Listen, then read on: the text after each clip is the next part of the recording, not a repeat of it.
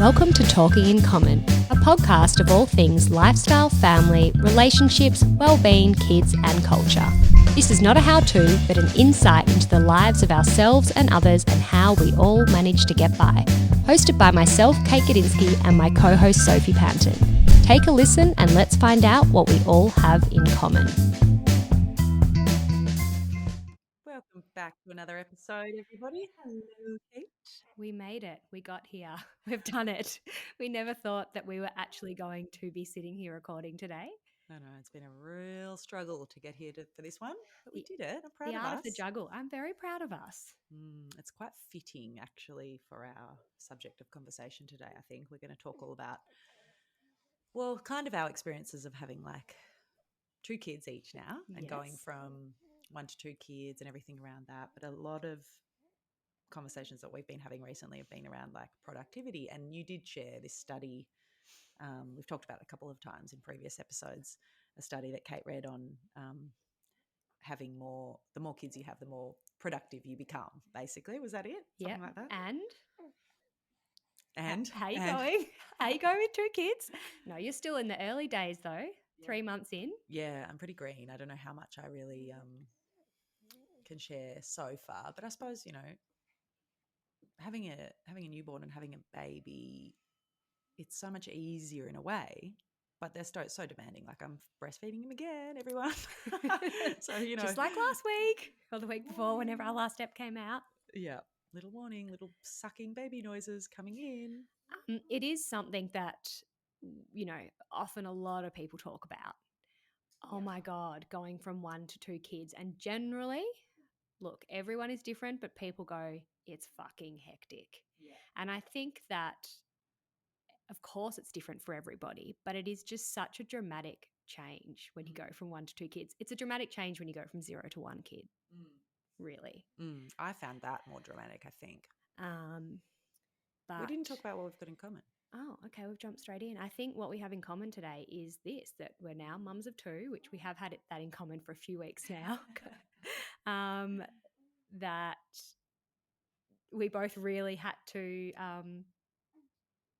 juggle to get this episode done. I know it's a bit of a boring what we have in common. No, but I think so many mums listening and, you know, so many parents listening will relate. And yeah, like I said, it's really fitting for the conversation that we're going to have because it's school holidays at the moment here in Victoria. So obviously Kate's girls are, well, Nina's on school holidays. Does Kinder go on school holidays? Yeah. Yeah. Okay. So both we're your all girls. on school holidays. Yeah. All right. Fun times.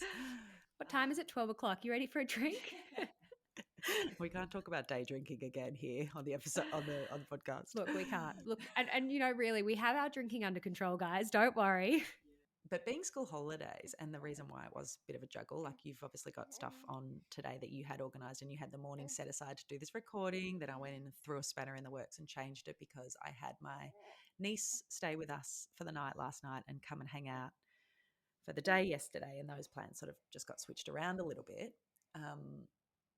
Because she's on school holidays. She's 11 and Honey and her have the best relationship. It's so adorable. Nice. Ended up taking them to Bounce, the indoor trampoline centre. We can have that in common, that now you frequent centres like Bounce and you've got all these things that you're going to start doing. Oh my God, we do have that in common now. Yeah. I'm no longer a virgin to the play centre. Wish I was. Far out. The kids just love Bounce though, don't they? They love it. Oh my God, it was actually the most adorable thing. Honey was going nuts, and having someone like her older cousin there to play with her, she just had the best time. But anyway, so I changed the plans. You know, you had to change some plans around. We both had to juggle our children and juggle our partners and juggle ourselves. And that is, you're right, that is what we have in common today. And I think that another thing we were speaking about, which I'm sure a lot of people could definitely relate to, is overcommitting, because I think, my darling, that you overcommitted, but we're here. We're here and we're doing it, and now it feels good. Yeah, no, exactly. It always feels good once we get into it and once we do it. But you're right, I am a huge overcommitter, and I think that plays a little bit into like people pleasing as well. I don't want to upset anyone. I don't want to. Oh, listen to Red. Enjoying that nipple, my darling? Uh-oh, you've upset the baby. You and him are like tonal today. I love it. We are too. Yeah, it is hard because people pleasing can be a real issue. Yeah, I think I'm a bit of a people pleaser too because you want to do the right thing by everyone. You don't want to upset anyone. But ultimately, what actually ends up happening is you don't let yourself down, but you kind of do at the same time because you often say yes to things that if you really think about it, you probably don't want to do, or you feel that it's too much a lot of the time, but you go, I should do it, or this is the right thing to do, which of course, like you have to do things in life that you don't like, but there are certain things that, you need to just be able to say, you know what? No, I can't do it. It's too much. It's not happening, or I don't want to do it. And that should be okay. But I think the society that we live in has made us kind of grow up to believe that we need to do the right thing by everyone. Yeah. I think we spoke about that with one of our guests, maybe Yara, the psychologist that we spoke to, Yeah, about we the did. people pleasing Yeah. as, women in general, and then mothers even more so. We tend to do that. And it's something that doesn't really go hand in hand that well with parenting, does it? No. Because suddenly you have little people to please constantly and they become your priority, and trying to please everyone else around you just is not possible and not a sustainable way to live. So, It's also hard as well, I think, being mums and having young children, and, we've got, we're in relationships as well. So that is also something that needs a lot of kind of time as well. And that can easily be put on the back burner when you're focusing on young children and also trying to focus on yourself and your family and your friends. But when you're constantly in need by multiple people, and you want to please all these people, particularly when it's like both your children, your husband or your partner, your friend. But it's really hard to say no to certain things because you don't want to upset, particularly I find my kids. They're both throwing demands at you, or maybe not even a demand, just asking for something, and you're trying to do 35 other things. It's difficult. it's actually one of the things that we learnt early on in our parenting experience from you guys, because obviously, you're a bit further along in it than what I am. But we found that, you guys would often say, no, we can't do this because of XYZ. And, as your friends, there'd be occasions where we'd be like, oh, that's disappointing, Yeah. like, oh, we're looking forward to doing that. Yeah. But as the time's gone on, we just understand and respect and Yeah. appreciate so much more the boundaries that you do put up around what you can fit in and what you can kind of cope with. Yeah. Because you have to, You have to. and we've had to, like, we've learned, I think everyone probably learns it the hard way. They say yes to too many things and they overcommit and they overstress and all of that sort of thing. And then you think, I'm not doing that again. Yeah. No one ends up having a good time half the time because you're stressed. It just gets too much. I think maybe one thing that I've noticed since having two kids, and maybe a little bit when I had my first, but more so after having two, is like I'm so much quicker to kind of identify the things that I do and don't care about. I don't care as much what people think about me is one thing. Like I just don't. I care more about like my kids. I care more about my friends, my marriage, my own mental well-being, Oh, all that babe, stuff. that's very mature. Do Very I? I think it beautiful. needs a bit of love right now. No, your own, but ultimately, your own little family unit. Like that's what's important. And you just learn that as you go, don't you? You do, and yeah, you miss out on doing things, but who cares? Yeah, you choose the things that are important. Exactly. And it's more fulfilling. Yeah. And everyone's happier because of it. Actually, that's one thing that I think, the way that we live as well, we feel like we have to be doing things all the time. Like our kids have to be entertained, and I'm a bit guilty of that sometimes. yeah, but again, at your stage with the age that Nina's at, she wants to try all these things. So as a parent, you're probably like, yeah, try it all, darling. Yeah. Go for it. Like, but at the end of the day, kids actually don't need that much. No. They just need love and warmth and support, and they want connection and attention, and like they obviously everyone wants a bit of attention, but they want that connection with you, and they want that focus and that time. I think how often are you trying to do so many different things, and then you find that I'll find one of my girls is talking to me. I'm like, yeah, in a minute. Yeah, I'll do that in a minute. No, I've got to do this. And I'm trying to do 35 things because I'm a bit like that. I haven't quite gotten on top of that. And realistically, if I just stopped and, gave them that full focus and attention for 5 minutes or half an hour or whatever it is, they would then be so much kind of happier to go off and do their own thing. Yeah. They just need that connection to tell you what's in their little mind and get that out of them, and they need that response from you to then carry on with maybe their next activity or their next task or the next day even. So true, but we sort of dismiss them because we're busy, and it's, it makes everything harder, doesn't it? I'll give you an example for me too. Like, I find the days that I'm just at home with Honey and Ren, I'm a lot more present because I have both of them and it's just me and them, and I have to keep Honey entertained, and let's be honest, it's hard to get out of the house with two little kids. Oh my God. So, I'll just sit on the carpet and do puzzles with Honey and, challenge her in ways that are within her, what's the word, like within her knowledge, and talk and discuss things, and, just be so present and in the moment. And there's no tantrums ever happening when that's going on. I love it.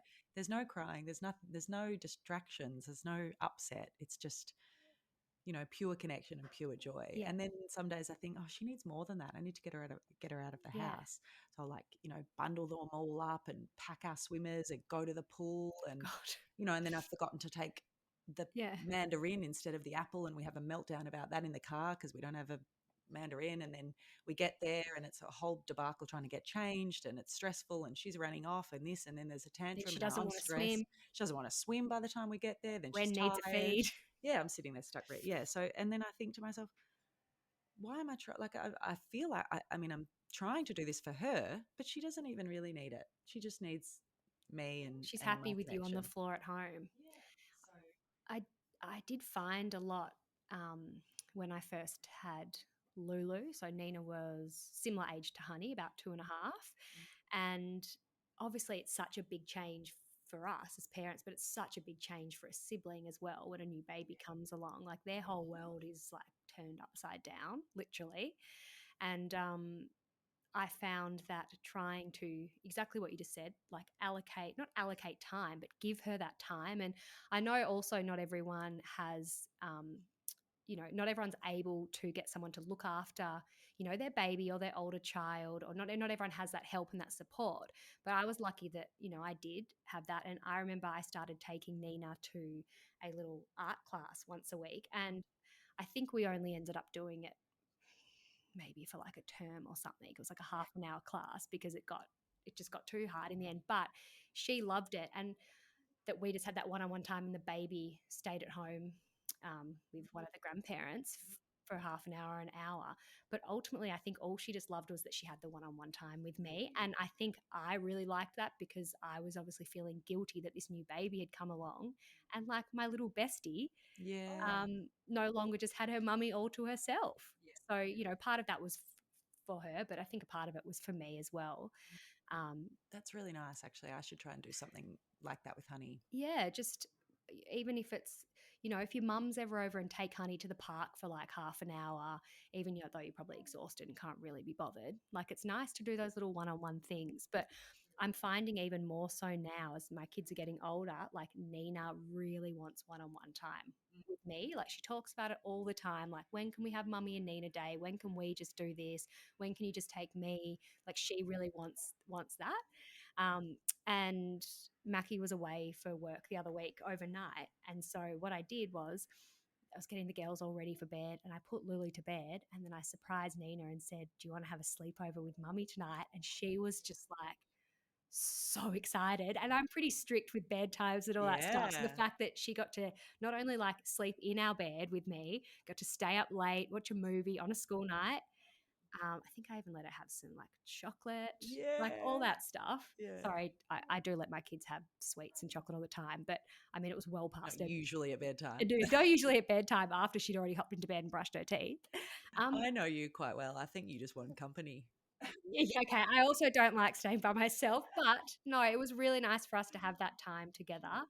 And that's exactly, it's so simple, simplest thing. Yeah, not like she it loved didn't have to spend too much energy or money or time. You just, just a little, special treat one-on-one. I think that's exactly right what you said. Like, all they're craving is just connection and, true connection. Yeah.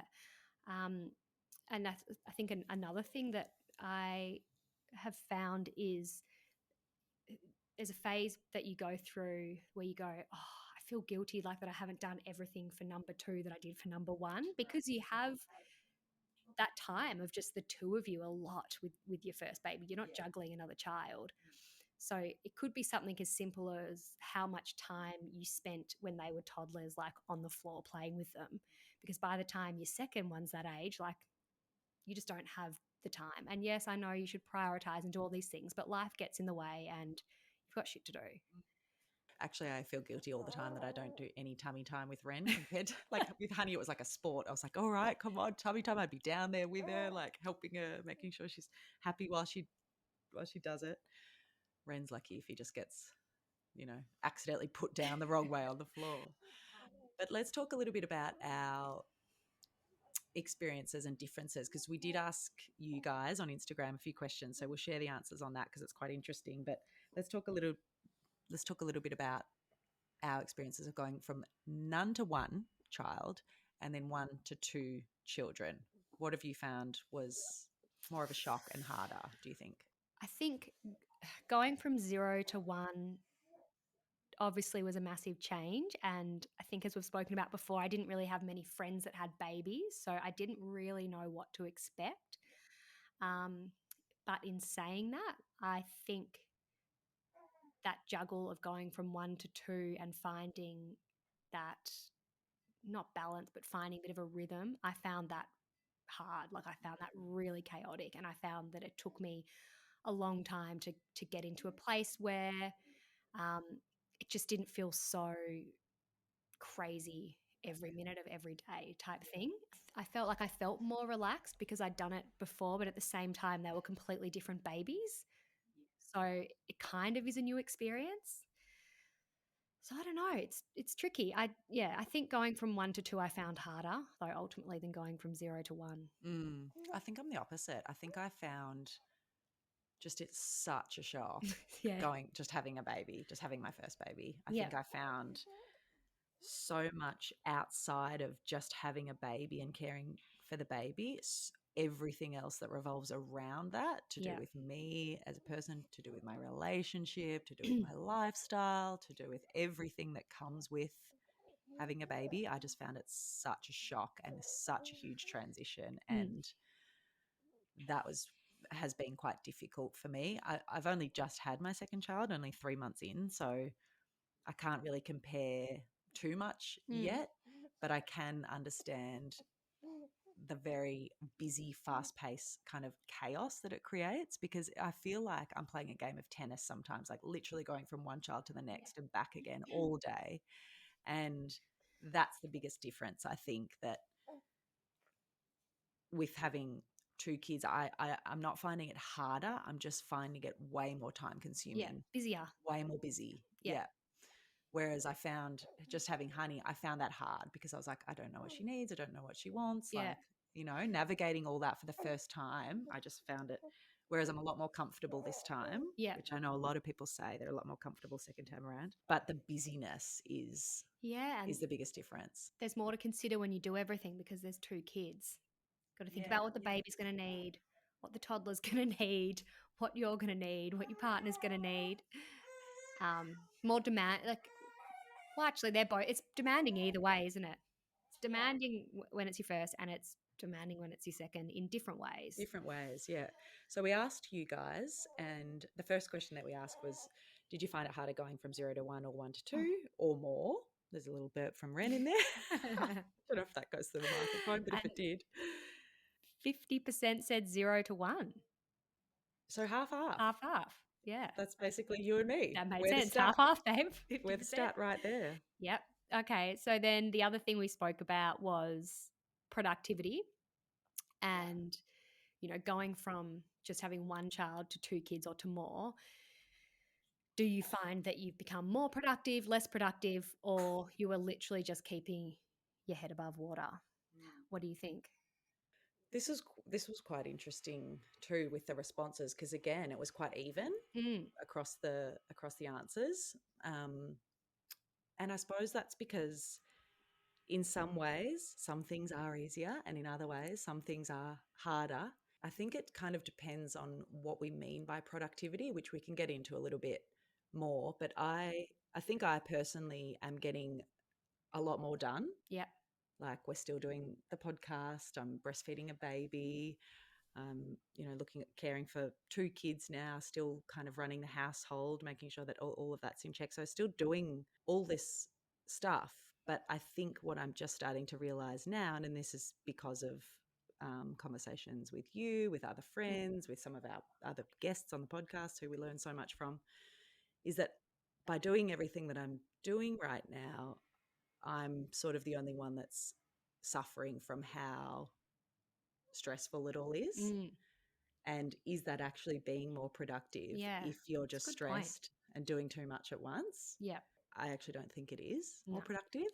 I think you're just doing a lot. And, I think a lot of people have realized this, and this is a big part of a broader conversation. But I think a lot of people have realized now that, like, the more you do, just the less that you're doing each individual thing as well. Yeah, that's so true, actually. Yeah, I feel like pretty similar because I do feel like I can get a lot more done now. Like and I definitely can multitask a lot more. But yeah, exactly what you just said, doing all these things, but how well are you doing all these things? Because not everything can be getting done at the same level. You're not giving everything as much as, the other thing. You can't, it's impossible. So how productive are you actually being? Don't know. But definitely I find that I get a lot more done. And I've always kind of found that the busier that I am, the more I get done, weirdly. When I'm not that busy, it's so much easier for me to just be like, oh yeah, I'll do that and float around. And then it's like, fuck, I haven't got anything done. So yeah, it's a bit of a fine line, I think, between the two. But I definitely tend to I'm noticing this a lot lately. I'll start like 5 different things all at the same time and my brain's like a bit scattered. Like I'll have one thing going on one tab on my computer and then 35,000 other tabs that I'll be going between. But then I'll be like sending a text message and then I'll be doing like helping my daughter with something. Then I'll be like, I don't know, whatever it is. So many different things happening at the one time.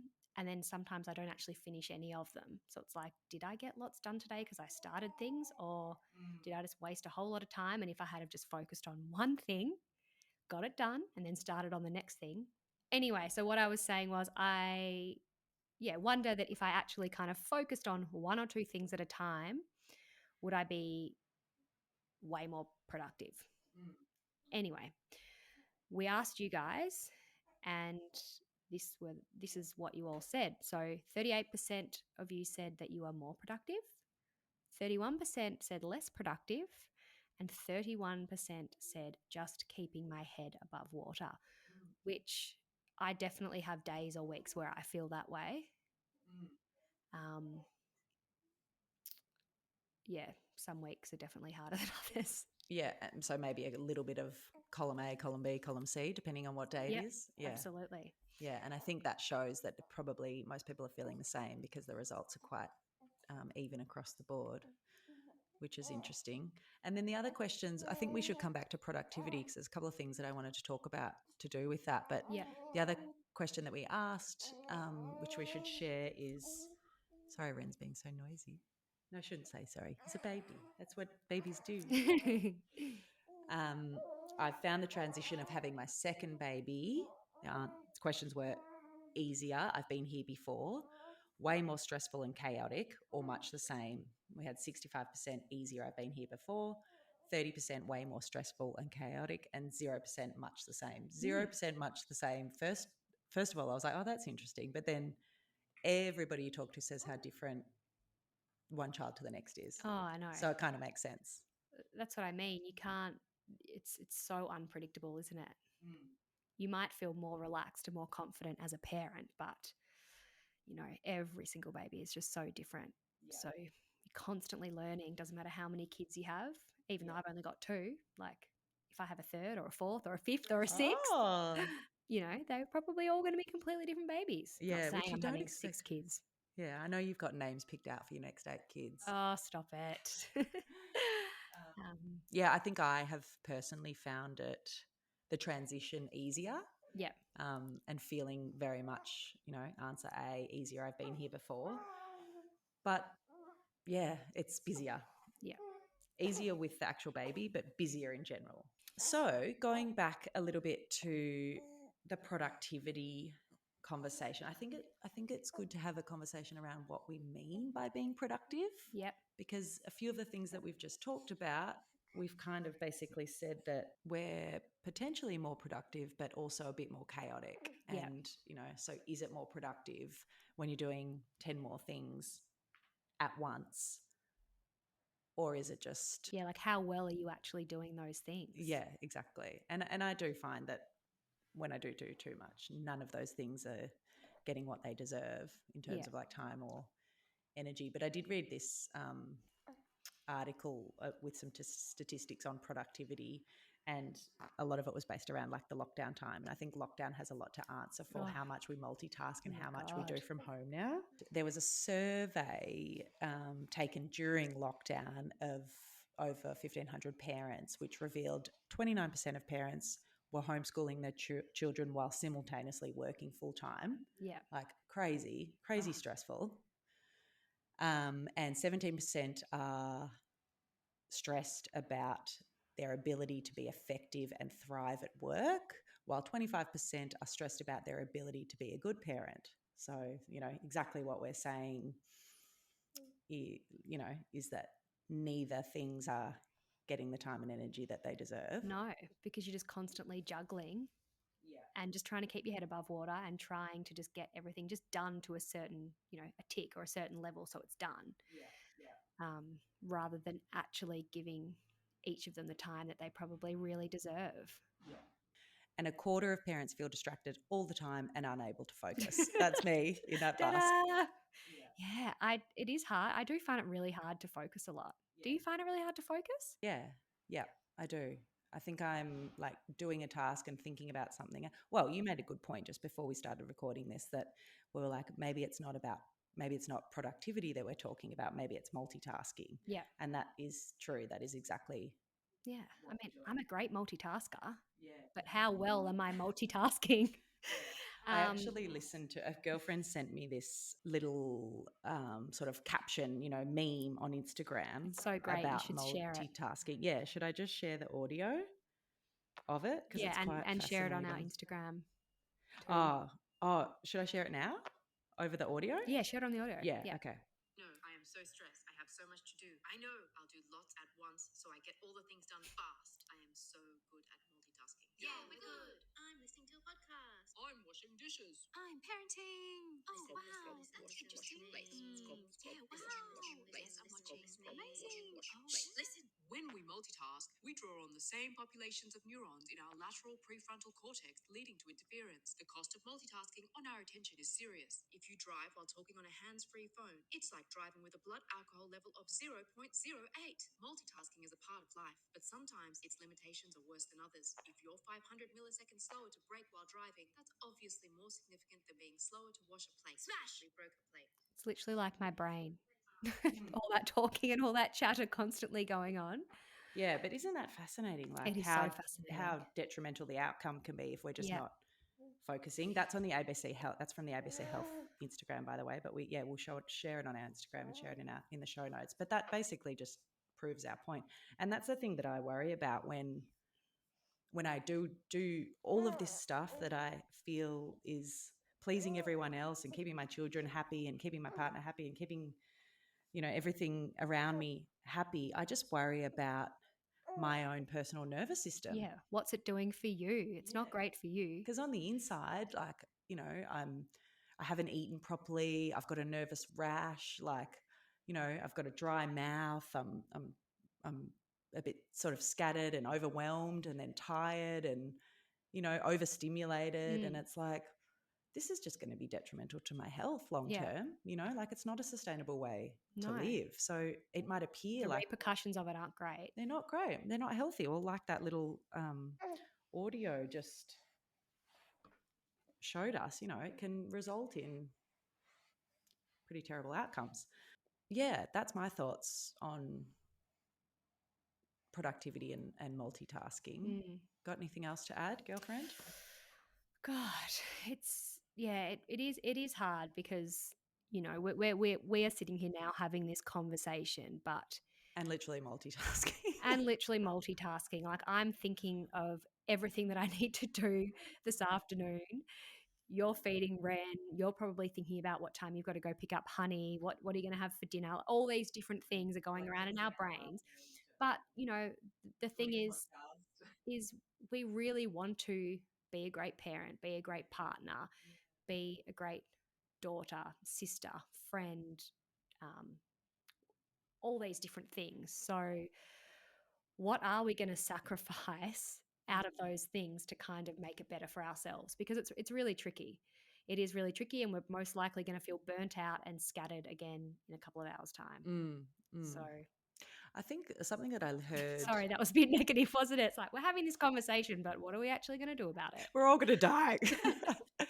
I was listening to someone talk about recently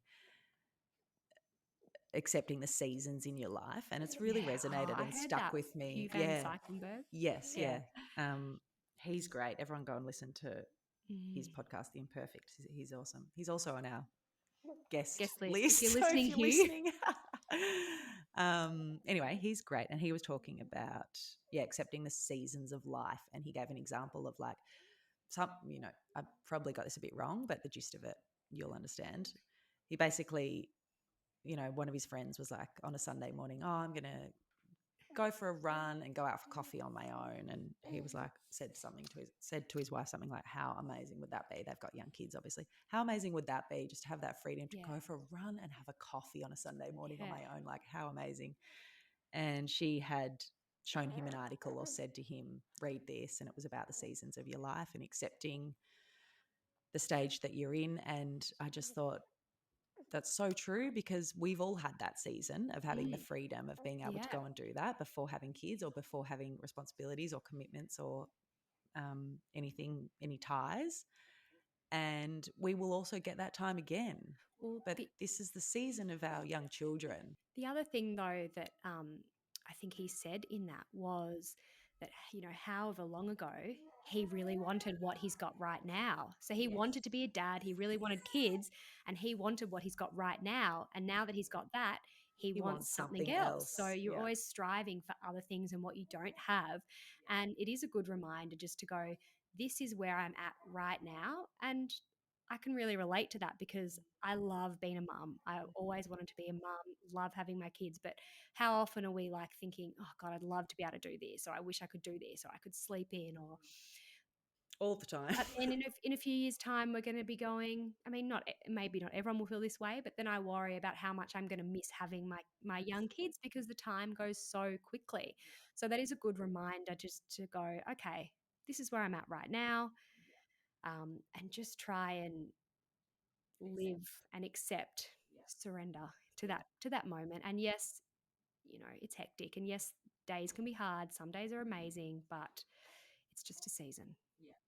And another couple of good reminders also were from the same article that I read those statistics out from were, you know, a few things that you can do to support your life in multitasking, because there's obviously some times where we have to multitask, you know, things have got to get done and you know, life's got to go on. So there are times where we have to multitask.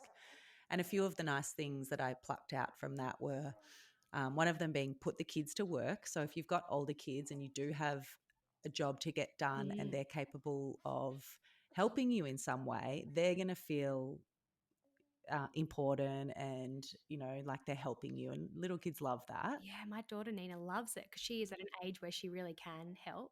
I mean, Lulu is a little bit, but she's still like, you know, different stages. They can help with different things, but Nina really loves to feel like she's helping, and I think she gets this sense of like, you know, I'm a big girl. I can help. She feels a bit more grown up, and she loves it. Yeah, so that's a great way for you to get something done, but to also benefit Nina. Yeah. Another one was accept help, which, you know, I think we all struggle with this, and it is definitely a conversation that swirls around, you know, the sort of parenting and mothering circles, because we all do try to do way too much just on our own, and I think we all sort of learn the hard way to accept help, but it's a really good reminder. Another one was roll with the new normal. So, if you have just had another child, or if you have just had some sort of life change, you've changed a job, you've gone back to work, you've this, that, accept that that's your new normal and just kind of roll with it. Yeah. And, another one, just accept that you're only human. We can't do all the things all the time, be forgiving and accepting of what we have done and make choices and make sacrifice, And like ultimately, I think as mums, like we are doing the best that we possibly can do. All you want is to be a great mum for your kids and to be, a great mum, a great partner, all these things that we've spoken about, a great friend, a great family member. So, go easy on yourself because everyone is doing a really good job. And what's normal for one is, not normal for another. Everyone is different and everyone should just, go easy on themselves, I think. Can I throw in one more thing before we introduce our sharing is caring guest for today? So watching your children form a bond and friendship is actually one of the most precious things. When they get to that stage and you actually can listen to them, chatting to each other and interacting and playing, it is just, oh my God, it's so special. And I mean, the ages that my girls are at, there's definitely times where they can play together and it's great, but then 2 seconds later, it'll sound like two squealing cats or something. Like, they definitely bicker and stuff. But watching them when they interact and they play and they're, caring about each other, it is just so precious. I can't wait It's for nothing that. better. Actually, just in the last couple of weeks, you've seen Ren's big smiles that he gives. And whenever Honey comes near him, for the first few weeks, she'd just come and be so excitable and loud and sort of squeal in his ear that it would just make him cry. And now that he's, becoming a little bit more aware, when he sees her face now, he just does the biggest grin. And just that best. melts my heart. I know, it's just the best. It's the best gift you could give a sibling. The best gift you can give your child is a sibling. Yeah. So watch this space for number 3. Oh, yay, let's do it. Okay, she's in. We're doing it together. I'll go number 3 if you go number 3. Shit, did I just actually say that out loud? Oh, gosh. It's a deal, but can you wait a few months? A few months. So, well, God, come on. Okay, so we do have a sharing is caring segment for today's episode. So our guest today is Jess Rosenberg. She is the founder of new fertility and women's health brand Moode. Now, I should just throw in here that when we did speak to Jess earlier, we were saying that it was called Moode. It's actually Moody. So sorry about that, Jess. Jess is a mother of 3. She's a social worker and an absolute advocate for all things maternal health. She tells us how she returned to studies of natural therapies and then spent 2 years researching, formulating and crafting Moody's first vitamin product, the Prenatal by Moody's, and then testing it on herself during her 3rd pregnancy. I can't wait to try it, actually. I'm going to try it postnatal. Yeah. It's good to keep those vitamin stores up when you're postpartum as well. We've been following along the Moody journey after connecting over Instagram and just absolutely gobbling up all the great articles and information that they share. This is why we wanted to share it with all of you guys. There's just so much to learn and talk about around women's health, and Moody's a great place to start with all of that, and a great place to feel connected. So be sure to check it out. And now let's hear from the gorgeous Jess.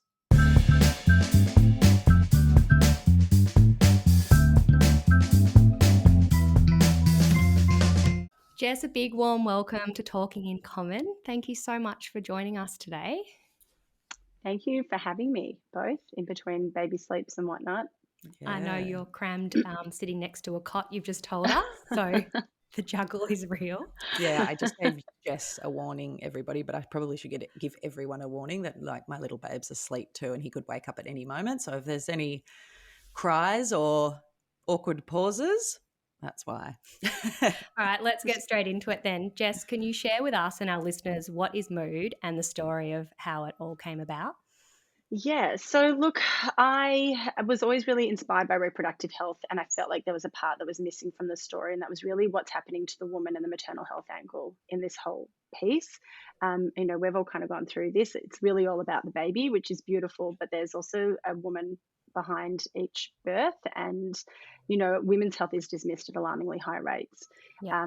I think my turning point was really my first postpartum experience after the birth of Sunny, who's 6 now, and I had some really sexy issues that I discovered like a year and a half down the track that I thought was completely normal. I didn't want to complain.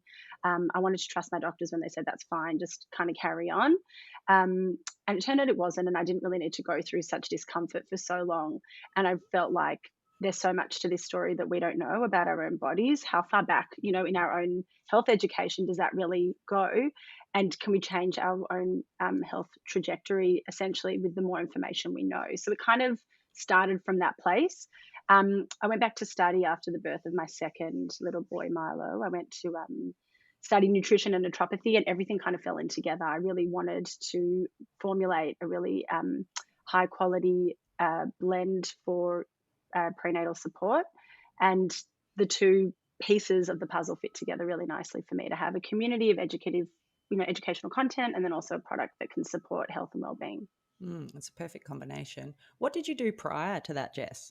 I'm actually a To going social back, worker. Yeah, I'm a social. social worker. So, I think I approached everything from this systemic angle of like, how can we critique our society and make it better and more supported?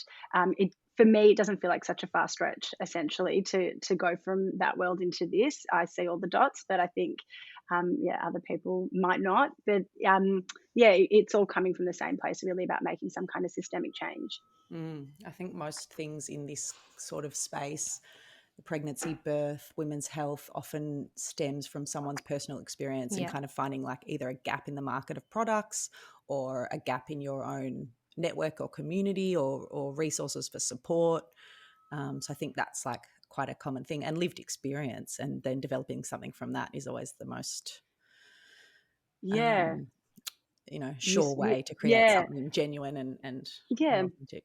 I would say the same. I think it kind of took me third time around to feel really confident in what I was creating. It was kind of perfect that I fell pregnant during this life cycle of formulation and development of the product of the prenatal vitamin, Mm-hmm. because it gave me time to really test it out, not just Yeah. from previous lived experience, but from current lived experience, and that was really Mm. useful because I tweaked a lot of things based off that. Yeah. I went in with a very strong vision that ingredients, high quality ingredients, had to be at the core, which they still are, but I think once I fell pregnant and I was testing stuff out, I just thought, I cannot stomach that. It's way too big, that tablet, or, that odor is going to be off putting. The Mm. things that, we're very good at forgetting, right? Like, that's why we keep going Seriously. back for more and more. So in Seriously. the My beginning, God. I'm like, that'll be fine. And then I tasted it. I'm like, that is not fine. If it doesn't pass, the test on me now, then I can't give that to anybody else as well. So So, great that you could test yeah. it on yourself as well, and that you didn't have to rely on, obviously, I'm sure you tested it on others, but that you were in the right timing in your life that you could test your own product and actually Mm. know from your own personal opinion what it was like. Yeah, look, it was kind of it was a positive and a negative. I had planned to release this last year. I was actually ready to go. It just, life Mm. panned out the way that it did, and falling pregnant in the midst of all of that, it just felt like it was a lot all at once. So it gave me time to test and Yeah, and right. tweak. So it kind of, in the end, it's all worked out really nicely.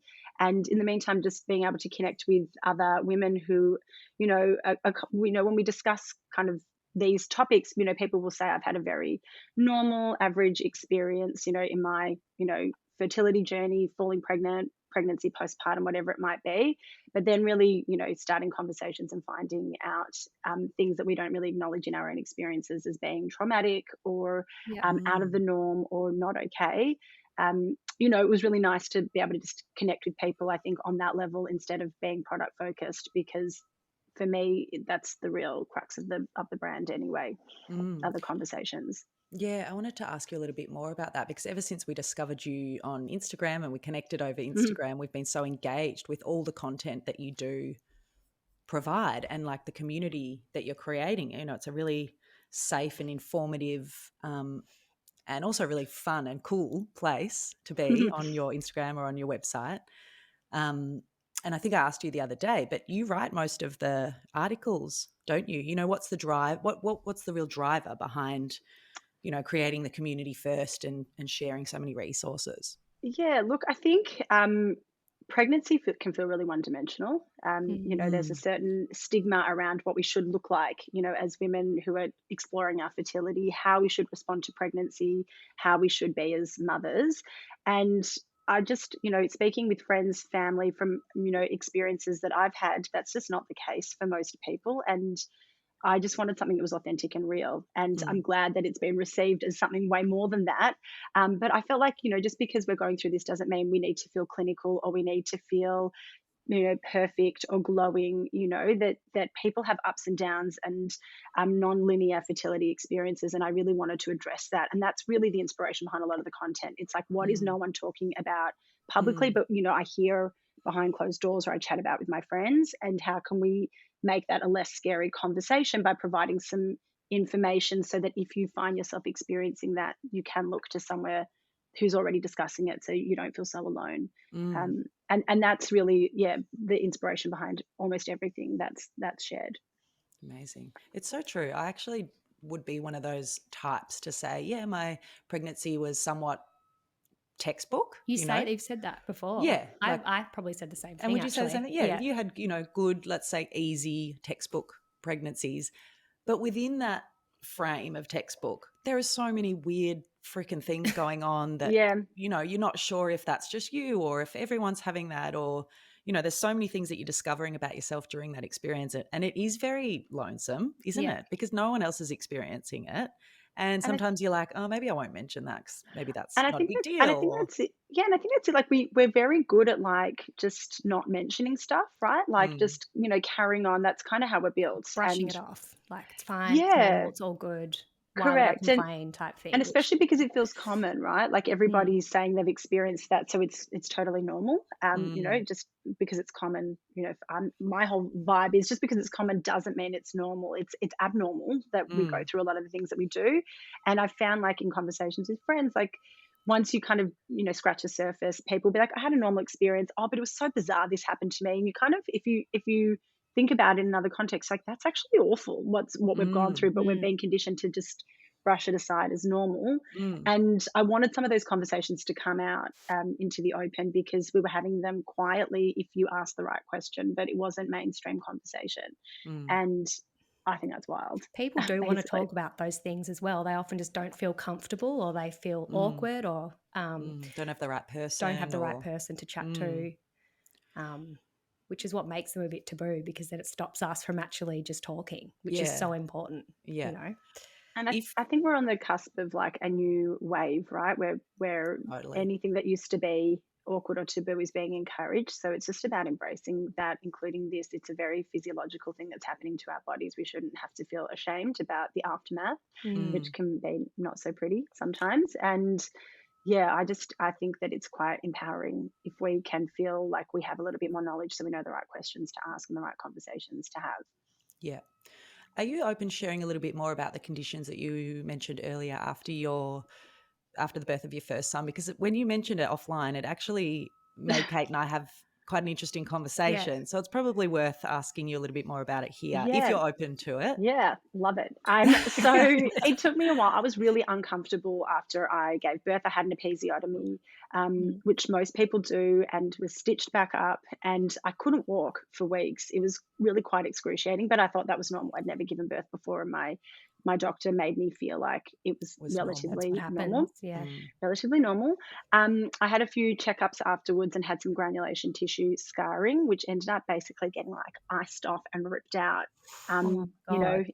yeah, like in the shit. doctor's rooms, and waddled on home with a pad between my legs and a baby in a capsule, just waiting for it to get better and better. And I ended up with vaginismus and vulvodynia, so like uh, muscle tightening essentially and nerve damage. And it took a year and a half to diagnose it and to work through it. It was really uncomfortable Wow. and really quite upsetting, honestly. Yeah. And when I would start to talk to friends about it quite openly, all of a sudden people would say the same things to me. They would say, "Oh, sex is really uncomfortable 2 years after giving birth, Mm. or I can't insert a tampon," or whatever it might be. And they're awkward things to talk about, but once we're all sharing it, I would kind of say, I've learned that that's not normal. Mm. Yeah. It shouldn't take that long to feel comfortable or not in pain. And it was really interesting to see that I actually had a few friends that were suffering similar conditions but had never explored it. They weren't offered a pelvic floor physio exam afterwards, didn't know to do that. And just so much of this stuff could have been avoided or treated earlier. And it became a bit of a mission. Like, I will talk about this to everyone and anyone because it's important that we can deal with it earlier. Well, I'd never heard of it before. And I had you heard of it, Soph? No.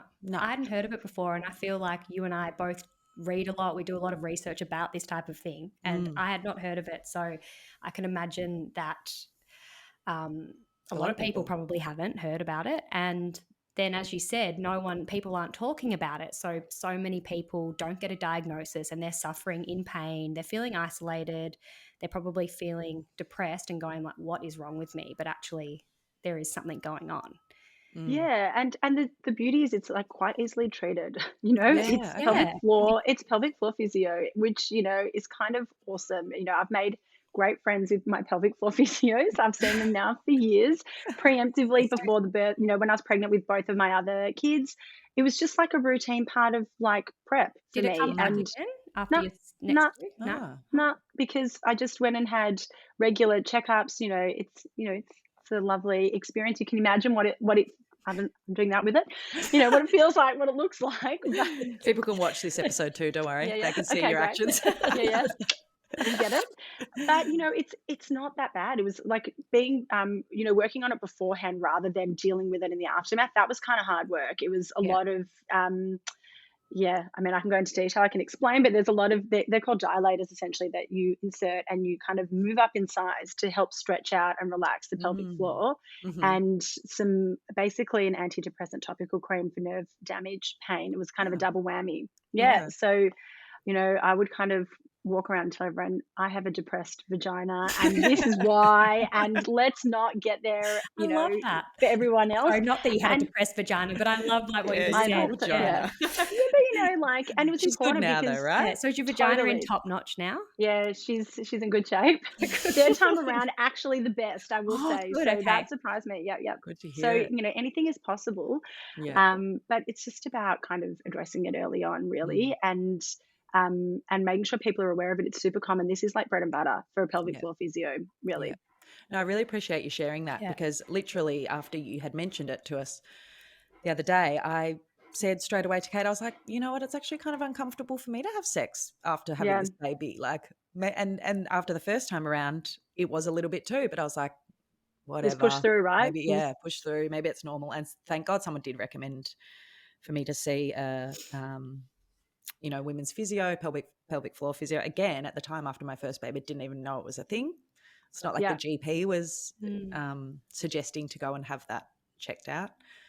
So I was glad that I did that the first time around. But it sparked a conversation. It made me think, you know what, actually I need to go and get checked. Have you done anything about that yet? No, I haven't. The most disorganized person in the world, but hey, I'm going to write it in big letters next to me here. Make a note. A calendar reminder. No, but it should be a routine part of the checkup, and a lot of health professionals will say the same. It's crazy that it's not. In France, it is part of the postpartum routine, and it's covered by the government. So, it would be an awesome world where it's just a routine part of your postpartum checkup, essentially. Just go and get felt up a bit, have a check, and make sure you're all okay. Just like the baby has to be checked, the mum should be checked. It's just as important. Totally. Exactly. I think the sex conversation is of a lot of interest to our audience and your audience as well. So I think just having that very brief conversation about that, a lot of people will be like, oh, okay.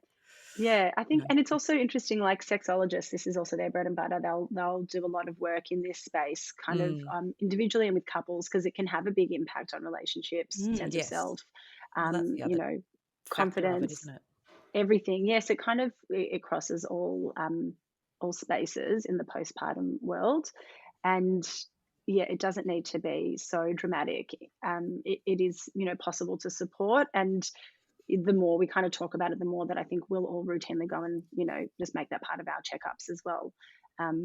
And yeah, because postpartum sex is, intricate and detailed, and there's lots of moving parts, but I think it's important to know like what's normal and what's not normal, like how long you should feel uncomfortable for and how long you shouldn't. And at what point do you, kind of invest in that, exploring what's going on. Yeah. So you have just launched your first product, a prenatal vitamin. Congratulations. Yeah, thank you. Yeah, it's exciting. A labor of love. Another labor of Very love. exciting. Another labor of love. What has the process sort of been like, and what drove you to create this, given there are a lot of prenatal vitamins already out on the market? Tell us all about it. Yeah, so look, probably similarly to the way that we provide the content that we do, I felt like a lot of women were taking what they're told and weren't really investing much in understanding what you were taking and why, and how there could be something that was more beneficial for you. A lot of friends were saying that the supplements they were taking from the chemist make them feel sick, whether it's gastrointestinal upsets, nausea, the thought of taking a prenatal just put them off entirely. Yeah. And there could be another way. There is another way where, you use kind of high quality bioactive ingredients and just the right dose amounts inside each, nutrient that you're including, and also nutrients that work well together, ingredients that work well together rather than the kitchen sink. And the immediate effect can be just much more pleasant and less uncomfortable. So I really wanted to delve into that space. And also I've always had an interest in nutrition and naturopathy, and I kind of knew about high quality vitamins and where to find them, which is usually through a practitioner. It's hard to purchase them on your own. And I really wanted to bring some of that knowledge into the mainstream and say there is high quality that you can have. Here's a bit of educational support around why we should invest in understanding what we're taking, and also providing an option that's really accessible. You don't have to go through a practitioner to access this. You can buy it yourself. But for me, ultimately, beyond, buying the product, I just want people to make informed decisions, and wherever they land, that will be what's best for them, rather than just, as I said, taking what you're told. Awesome. Jess, we've just been talking about productivity in children in this episode. And supposedly the more you have, the more productive you become. Oh, no, I don't know. You look a bit taken aback by that comment. How are you going with launching your business, and now you have 3 little ones to look after? Look, it's a lot. As we've discussed, 3 is a lot of kids. But, also, as we were talking about before, it's been really nice to be in the right life stage, I think, to support this, not just the development, but like the understanding of, the women who are taking it. I'm taking the prenatal vitamin that I've created postpartum. We're still, in a healing phase for a very long time. So it's important to be nutritionally replete and energized, because it's kind of the biggest part of the job is really now in the postpartum world. Yeah. And look, 3 kids is a juggle. It's a lot. I've got some very good friends who are in the same position as me. So we'll often just FaceTime each other and just be like staring down the barrel, like, what? No words needed. No words needed. But, I think third time around, I've gotten much better at asking for the kind of help that I need. So I'm in a very well supported place so that I can pursue both worlds, and I really enjoy that. And this is a passion project. It's not just, as I said, product. It's so much more for me. So it's a bit of a mission that I didn't want to put down, and it feels like the right time, being so like deeply entrenched in it as well, alongside our audience. Amazing, good on you. Before we finish up, Jess, looking back, what do you wish, we're interested to know from you, what do you wish that someone told you about pre and also postnatal health prior to becoming a mother for the first time? I wish someone spoke more about the physicality of the whole experience, and how not to make us afraid, but to make us informed. I wish I knew from early on, from our sex education in school, even a little bit more about the whole reproductive health life cycle. I think we have a one-dimensional view, which is in school, don't get pregnant, and we don't even understand our own cycles as a result. So when it comes to that time when we're trying to fall pregnant, we basically have to educate ourselves, and I think that's doing a real disservice to our own health and our own autonomy. Mm. And I would love to have changed that from then and to understand what it looks like on the other side and to normalize that. And I think, that's part of the mission of the brand as well, to just make sure that's what's happening alongside product. So probably my big wish is to go way back when and start again at a school education and be a little bit more holistic and honest and empowering to young girls. Hopefully our kids, by the time they're at an age when they're learning about this stuff, there's been a big change and that they become a lot more informed from a younger age, because it would be amazing and it's important. Yeah, absolutely. For males and females to learn about I totally agree. I think it would be really awesome for, us. I've got 2 boys. I would love them to be more aware of all of this as well. It's not a woman's problem. It's, reproductive health affects, both men and women, and it takes 2 to tango. So, it would be really awesome if it was a bit more mainstream, some of these conversations from early on, so that they don't feel dirty and taboo, and that we feel like we can make great health choices and our partners can support that as well. Yeah. Just a small wish. Yeah. Well, congratulations on Moode and the launch of your first prenatal product. Thank you so much. Give everyone a bit of where they can find it, when it's actually launched, how they can find you. Plug yourself. So perfect. So we will be really available from Thursday the 22nd of September. I have to double check what month we're in. Thursday 22nd of September. You can buy online. So our website is We the Moody, with an odd spelling, Moode, We the Moody. And the same do you pronounce it Moody? You know what? I want to be like real to anyone. It stems from this concept of being moody. Like we are moody, but like I let's totally explain said that. It's mood not, when I talk but about everyone calls it mood, and I love that as well. I think it is. We're a bit of a mood, so it's totally cool. I'm always a mood. Yeah, everyone's a bit of a mood. I love that chat with Jess. So good. And we did accidentally lose the last few seconds when we were finishing up and saying goodbye to Jess. So we will be sure to put all of the links to her website and her Instagram, where you can buy her amazing new prenatal vitamin. And thanks so much, Jess. We loved connecting with you. Yeah, so nice. We'll see you soon, guys. Bye. Bye.